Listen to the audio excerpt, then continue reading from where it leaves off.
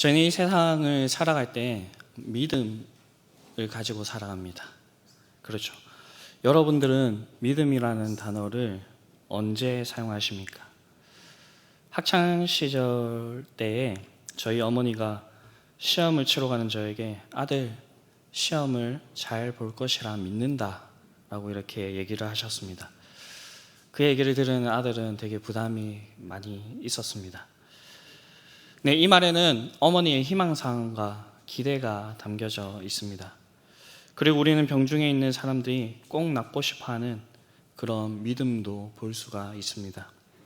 이때 사용되는 이 믿음은 소원을 담은 믿음입니다. 이처럼 이 세상 사람들도 쓰는 이 믿음이라고 하는 말에는 소원, 기대, 희망 등을 담는 이러한 말들로 사용이 됩니다. 그런데 이 세상에서도 사용하는 이 믿음 말고 성경은 조금 다른 믿음에 대해서 얘기를 하고 있습니다. 그렇다면 이 성경에서 얘기하고 있는 믿음은 무엇일까요? 그것은 있는 사실, 그것을 받아들이는 것을 이야기를 합니다. 우리의 믿음을 잘 요약하고 있는 사도신경을 이렇게 보게 되면 나는 전능하신 아버지 하나님 천지의 창조주를 믿습니다. 나는 그의 유일하신 아들 우리 주 예수 그리스도를 믿습니다. 나는 성령을 믿사오며 라고 이렇게 고백하면서 하나님의 존재와 행하신 일들이 사실이라고 그렇게 믿습니다. 성경은 첫사랑 아담이 번제함으로 보통 생식법으로 태어나는 모든 사람들이 죄인이라고 그렇게 얘기를 하고 있습니다. 죄의 값은 사망이고 그렇기 때문에 모든 사람들은 죄로 인하여서 죽을 수밖에 없는 그런 상황 가운데 있었습니다. 그런데 하나님께서는 우리를 사랑하셨고 그래서 자신의 독생하신 아들 예수 그리스도를 우리에게 보내주셨습니다. 이 예수님을 우리의 죄를 대신하여 죽이시고 다시 살아나도록 하셔서 우리밖에 한 의가 되도록 하셨습니다. 여기서 질문을 한 가지 던져본다면 예수님께서 하나님의 의를 모두 이제 충족시키셨기 때문에 그러면 모든 인간들이 아무것도 하지 않아도 구원을 받게 되는 것입니까? 사람들은 아담이 죄를 지었기 때문에 모든 인간이 영원한 형벌을 받게 되었으니 이것과 마찬가지로 예수님께서 하나님의 의를 만족하셨기 때문에 모든 인간이 다 영원한 생명을 받아야 된다라고 그렇게 주장하기도 합니다. 이렇게만 된다면 얼마나 좋겠습니까? 우리가 아무런 노력도 없이 그냥 가만히 있어도 그냥 구원을 받게 되는 것입니다. 그런데 성경은 우리가 아무것도 하지 않아도 이 구원이 우리에게 이르게 된다라고 그렇게 얘기하지 않습니다. 그런데 이상하게도 이 성경을 연구하는 이 신학자들도 가끔씩 이러한 주장을 하시는 분들이 있습니다. 이런 주장을 하시는 분들은 더 나아가서 지옥이 없다고까지 얘기를 하고요. 그리고 지옥이 있다 한들 그곳에서 벌을 다 받은 다음에 모든 인간들 그리고 심지어 사탄까지도 구원을 얻을 것이라 라고 이렇게 주장을 합니다. 이러한 주장들이 먹히는 이유가 무엇입니까? 네, 예수님을 믿어야 구원을 얻는다. 예수님밖에 길이 없다라고 이렇게 얘기하는 것이 이 예수님을 믿지 않는 자들에게는 너무나도 독선적이고 불합리하게 여겨지기 때문입니다. 그런데 만약에 정말로 이 주장이 맞아가지고요, 예수님을 믿지 않아도 구원을 얻게 된다면 어떠한 문제가 발생하게 될까요? 사람이 무슨 짓을 하건 이 구원을 우리에게 주시기 위해서 이 땅에 오셔서 우리를 위해 죽어주시기까지 하신 이 예수님을 조롱하고 무시하여도 하나님께서는 우리를 그 모든 사람들을 구원해 주셔야 한다는 것입니다. 이렇게 모든 인간을 아무것도 하지 않는 그 모든 인간을 구원하는 것은 하나님의 성품 중에 의로우신 성품, 공의를 욕보이게 하는 것, 아니 그것을 무시하게 되는 결과를 가지게 오게 됩니다. 그렇기 때문에 하나님께서 우리에게 요구하시는 것이 바로 믿음입니다. 예수님께서는 우리를 위하여 하신 일들이 어떻게 우리에게 적용이 되게 하시냐면, 우리의 노력과 힘으로써 하는 것이 아니라 오직 믿음으로 믿기만 하면 이것이 우리의 것이 되도록 그렇게 해주셨습니다. 우리는 따지고 보면 아담과 크게 상관이 없는 개개인입니다. 왜냐하면 이 아담이 인류의 시초라고 하는데 우리에게는 엄청 멀리 있는 그러한 존재이기 때문입니다. 그런데 이 아담이 모든 이제 죄에 대한 그런 이제 이유가 되고 책임을 지는 그러한 이유는 무엇입니까? 그것은 아담이 모든 인간의 대표로서 하나님 앞에서 언약 관계에 있었기 때문입니다. 예수님도 마찬가지입니다. 2000년 전에 그 베들레헴 그 조그마한 고을에서 태어나신 이분이 우리와 무슨 상관이 있겠습니까? 그러나 하나님께서는 이 예수님을 믿는 자들에게 구원을 허락하여 주신다라고 그렇게 정하셨고, 이 예수님이 우리 밖에 있으면 여전히 우리는 구원을 받지 못한 자들이지만 우리가 믿음으로 이 예수님과 하나가 되면 예수님의 공로가 우리를 구원하게 되는 것입니다. 그렇기 때문에 우리는 믿음을 가져야 되는데 이 믿음이 정말로 우리에게 참된 믿음인지를 우리가 살펴보아야 하겠습니다. 이 참된 믿음이 그러면 무엇일까요? 이 성경에서 이 참된 믿음이라고 하는 이 단어는 분명하게 나오지는 않지만 이 성경을 아주 잘 정리해 놓은 믿음의 선배들이 이렇게 우리에게 유산으로 남겨준 하이델베르크 교리문답이라는 것을 보게 되면 21문에 이렇게 얘기를 하고 있습니다. 참된 믿음이란 무엇입니까? 참된 믿음은 하나님께서 그의 말씀에서 우리에게 계시하신 모든 것이 진리라고 여기는 확실한 지식이며 동시에 성령께서 복음으로 내 마음속에 일으키신 굳은 신뢰입니다 라고 얘기를 하고 있습니다.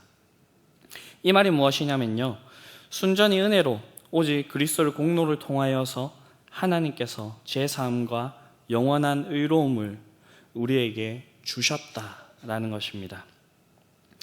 여기서 중요한 것이 두 가지인데 뭐냐면 확실한 지식과 굳은 신뢰입니다. 먼저 믿음의 지식적인 요소는 너무나도 중요합니다. 많은 사람들이 저희가 속해 있는 이 고신교단을 보면서 너무 지식적인 측면, 성경만을 강조한다라고 그렇게 얘기를 합니다. 그렇기 때문에 너무 주지주의적이다 이렇게 비난하기도 합니다. 이렇게 비난하는 사람들을 이제 자세히 살펴보면 그들은 영성, 성령의 은사, 그리고 눈에 보이는 기적과 이적 같은 것을 강조합니다. 이런 부분들을 강조하는 사람들은 믿음에 있어서 지식적인 요소들을 많이 약화시키는 그러한 경향이 있습니다. 그러면서 더 이제 한 걸음 나아가게 된다면 따지지도 않고 무조건 믿는 것이 좋은 믿음이라 그렇게까지 가르치기도 합니다. 그러나 이것은 맹목이지 믿음이 아닙니다. 아마 이렇게 생각하는 것 때문에 오늘날 이 교회들의 힘들이 점점 약화되고 그리고 이단에 빠지는 그런 교인들이 점점 더 많아지는 것 같습니다. 우리 교회는 하나님의 말씀 위에 세워진 것입니다. 그 기초가 말씀 위에 있다는 것입니다. 기초가 약한 건물은 어떻게 되겠습니까? 시간이 지나면 지날수록 그 건물에 큰 문제가 발생하게 됩니다. 맹목은 지식을 배제한 믿음이라면 참된 믿음은 올바른 지식 위에 세워져 있는 그런 믿음입니다. 그런데 이 올바른 지식은 우리가 스스로 도달할 수가 없습니다. 14절에 보게 되면 듣지도 못한 이를 어찌 믿으리요 전파하는 자가 없이 어찌 들으리요 라고 이렇게 얘기를 하고 있습니다. 이 지식은 우리에게 들려져야 되는 것이고요, 그리고 우리에게 전파돼야 되는 것이라고 그렇게 얘기하고 있는 것입니다. 하나님께서는 성경을 통하여서 이 지식을 우리에게 주십니다. 그렇게 우리는 하나님께서 계시하신 말씀 속에서 우리에게 나타난 그 모든 것이 진리라는 것을 받아들이는 것이 믿음입니다. 즉 참된 믿음은 반드시 하나님께서 말씀을 통하여서 우리에게 알려주신 것에 근거하고 있다라는 것입니다. 그렇다고 해서 우리가 이 믿음이 성경이 이야기하는 그 우리가 믿어야 할 내용들, 그것들을 모두 다 철저하고 완전하게 알아야 하는 것이 아닙니다. 혹시 이 성경의 분량이 어느 정도 되시는지 아십니까? 이 성경의 분량이 초등학교 때부터 고등학교 때까지 배우는 그 모든 내용이 한 3분의 2 정도 해당하는 그 방대한 양을 담고 있다고 합니다. 그런데 이 모든 내용들을 우리가 철저하고 완벽하게 알아야 된다라고 한다면, 그것이 우리의 구원의 조건이라고 한다면 그것은 너무나도 가혹할 것입니다. 하나님께서는 우리가 이 모든 내용들을 철저하게 알지 않아도 너무나도 쉽게 간단하게 알 수 있는 그러한 요소들을 이 성경 안에 넣어주셨고요. 우리가 그것을 믿기만 하면, 그 사실을 받아들이기만 하면 우리가 구원을 얻도록 하였습니다. 여기서 우리가 조심해야 될 것이 두 가지가 있는데요. 첫 번째는 성경에 없는 내용들을 말하는 것입니다. 가끔 이 성경에 있지 않은 내용을 이제 진리처럼 이렇게 얘기하시기도 하는데, 그것들을 받아들이는 경우들이 있습니다. 왜일까요? 그것이 우리가 이 세상을 살아가는데 도움이 되기 때문입니다. 그러나 그것이 우리에게 구원을 주지 못하는 것은 분명한 사실이기 때문에 이러한 사실을 우리가 분명하게 기억해야 됩니다. 두 번째는 성경의 일부만을 강조하는 것입니다. 예수님은 사도들에게 이제 마지막으로 명령하시면서 내가 너희에게 분부한 모든 것을 가르쳐 지키게 하라라고 그렇게 말씀을 하셨습니다. 특히 이단들은 이 두 가지를 교묘하게 사용하여서 자신들이 얻으려고 하는 것들을, 원하는 것들을 얻으려고 하고요. 그렇게 함으로써 한 사람의 영혼을 파괴하는 일들을 서스럼 없이 진행하게 됩니다. 그렇기 때문에 우리는 이러한 양극단을 피해야 됩니다. 그리고 하나님의 말씀이 우리에게 아주 균형 있게 올 수 있도록 우리가 노력해야 됩니다. 다음으로 믿음은 단지 이 지식만을 얘기하는 것이 아닙니다. 그 안에 담겨져 있는 굳은 신뢰가 있습니다. 말씀에 대한 분명한 지식은 굳은 신뢰로 이어집니다. 분명한 지식을 가졌는데 신뢰로 이어지지 않는다면 그 지식은 더 이상 이 참된 믿음에 의거한 그 지식이 아니게 되는 것입니다. 많은 사람들은 지적인 동의와 그리고 믿음을 혼동합니다. 그냥 이 성경에 대해서 많이 읽고 아는 것, 그것이 믿음이라고 그렇게 생각을 합니다. 그런데 이 지적인 동의와 믿음은 다른 것입니다.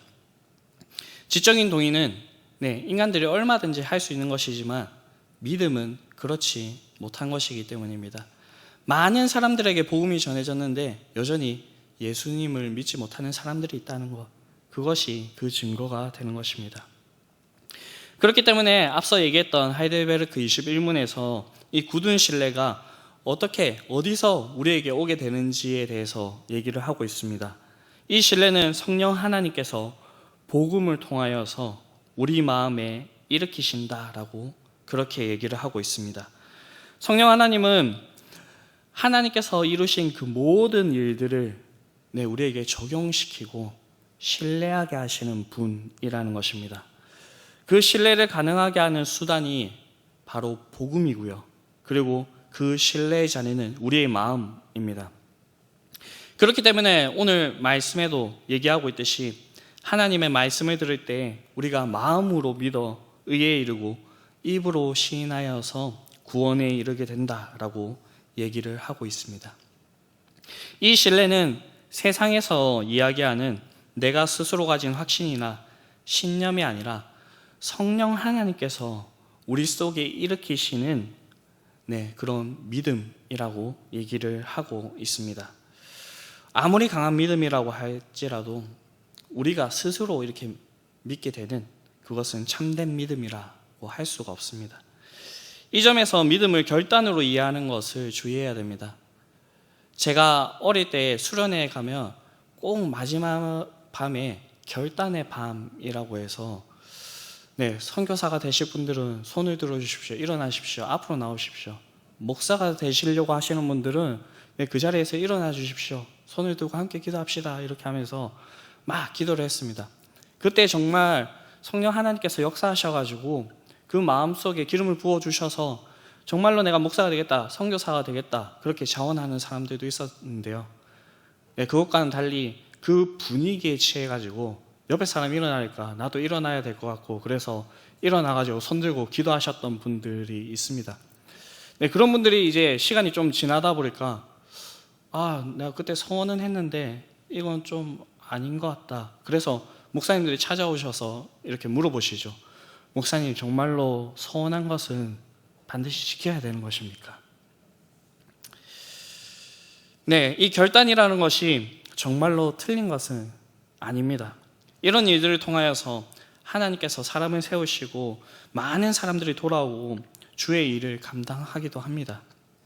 그러나 이런 모습에서 너무 결단을 강요하는 것은 뭔가 이 믿음이라는 것이 인간이 강한 마음을 가지고 그렇게 결단하고 나아가면 된다라고 하는 그러한 생각을 심어주게 됩니다. 우리의 참된 믿음은 오직 하나님의 선물입니다. 이것이 핵심입니다. 따라서 믿음의 기원은 우리에게 있지 않고 하나님께 있습니다. 하나님께서 그렇게 하신 이유가 있는데, 에베소서 2장 8절에서 9절을 보게 되면 너희는 그 은혜에 의하여 믿음으로 말미암아 구원을 받았으니 이것은 너희에게 난 것이 아니요 하나님의 선물이라. 행위에서 난 것이 아니니 이는 누구든지 자랑하지 못하게 함이라 라고 그렇게 얘기하고 있습니다. 믿음이 하나님의 선물이라는 사실은 우리로 하나님 앞에서 정말 겸손하게 만들고요, 그리고 이 구원에 대해서 이 믿음을 우리가 생각할 때에 하나님 앞에 감사할 수밖에 없고요, 그리고 이 감사함으로 우리가 이 세상을 살아가는 동안에 하나님의 말씀을 지키고 하나님의 그 법을 따르면서 살아갈 수 있게 하는 것입니다. 그런데 성령 하나님께서는 이 일을 직접적으로 하시지 않으시고 어적인 외적인 수단을 사용하십니다. 이것이 바로 복음입니다. 다른 말로 하면 하나님의 말씀입니다. 그래서 성령 하나님께서는 복음을 통하지 않고서는 역사하시지 않는다라고까지 이렇게 얘기를 합니다. 물론 성령 하나님의 역사는 지금도 일어납니다. 여러 가지 기적과 이적들이 행할 수가 있습니다. 능력과 권능으로 역사하실 수도 있습니다. 그러나 복음이 없으면 그것은 우리의 구원과는 아무런 관련이 없습니다. 제가 신학교에 있을 때 한 목사님이 이제 강사로 오셨는데, 그 목사님은 특별한 능력을 가지고 계셨습니다. 그것이 무엇이냐면 이빨을 금으로 바꾸시는 분이십니다. 특히 저희 고신에 있는 이제 신학생들이기 때문에 아주 보수적입니다. 그래서 믿지 못하겠다 이랬는데, 실제로 이제 그 강사로 오셔가지고 믿지 못하는 사람 나오라 해가지고 그 사람의 이빨을 금으로 바꾸셨습니다. 그래서 많은 신학생들이 그 목사님을 믿으면서 그 목사님을 이렇게 따라갔던 그런 분들도 있습니다. 그런데 나중에 처음에 그 능력을 행하셨던 목사님들 여러 가지 상황들을 겪으시고는 결국에는 그 능력을 사용하지 않는 지경에까지 이르시게 되었습니다. 왜일까요? 그것이 우리의 구원과는 아무런 상관이 없기 때문입니다. 우리의 믿음을 위해서 증거할 수 있는 그것들로 사용할 수 있지만 그 능력에 너무나도 초점이 맞춰져 가지고 우리의 구원과는 아무런 상관이 없이 되어버렸기 때문입니다. 예수님 때에도 이러한 문제가 있었습니다. 예수님께서 기적을 행하시고 병 고침을 하시고 귀신을 내쫓으시고 이적을 행하시니까 이 이스라엘 백성들은 그것만을 바라보면서 예수님께 나왔습니다. 그때 예수님께서 하신 말씀은 내가 너에게 보여줄 것은 요나의 기적밖에 없다라고 그렇게 말씀을 하십니다. 오늘도 성령님께서는 자신의 능력으로 이 세상을 돌보시고 모든 만물에게 생명을 불어넣으시고 유지하고 계십니다. 그리고 여러 가지 기적들과 이적들을 경험하게 하실 수도 있습니다. 그러나 그 자체만으로는 우리를 구원에 이르게 하지 않습니다. 믿음은 오직 성령님께서 복음을 통하여서 하나님의 말씀을 통하여서 역사하실 때에 우리 속에 이 참된 믿음이 생기게 되는 것입니다. 따라서 우리 교회와 우리 개인이 노력해야 될 부분이 여기에 있습니다. 그것은 바로 주님께서 우리에게 주신 외적인 수단을 열심히 사용하는 것입니다.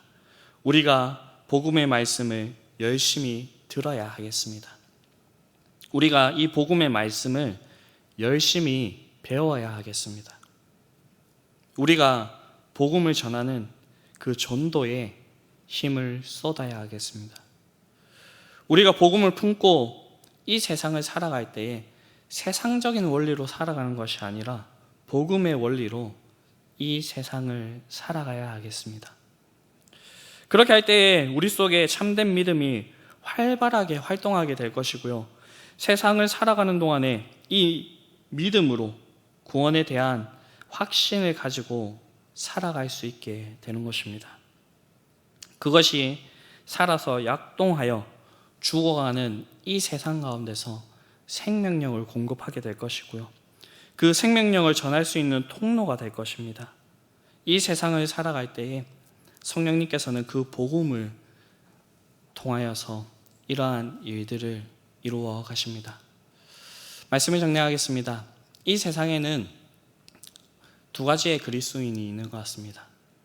한 그리스도인은 구원을 받을 만한 그런 믿음을 가졌는데 그 수준에만 계속해서 머무르면서 결국에는 내가 구원을 받았는지 받지 못하였는지 그렇게 불안해하면서, 그리고 하나님께서 우리에게 약속하신 수많은 복들이 있는데 그것들도 제대로 누리지 못하면서 살아가는 그리스도인이 있습니다. 다른 한 그리스도인은 확실한 믿음 안에서 하나님을 의지하면서 나아가면서 하나님께서 우리에게 약속해 주신 그 약속들을 의지하면서 하나님께서 주신 그 복들을 모두 다 누리면서 살아가는 그러한 그리스도인들이 있습니다. 여러분들은 어떠한 그리스도인이 되었으면 좋겠습니까? 저는 개인적으로 후자에 속한 그런 그리스도인이 되었으면 좋겠습니다. 참된 믿음을 가지고 하나님께서 우리에게 주시는 그 확고한 지식 안에서 확실한 신뢰를 가지고 주님과 이 세상 가운데서 동행하면서 사는 그런 그리스도인이 되고 싶습니다. 저의 바람이 아니라 이 바람이 저와 여러분들의 바람이 될 수 있도록 간절히 바라고요.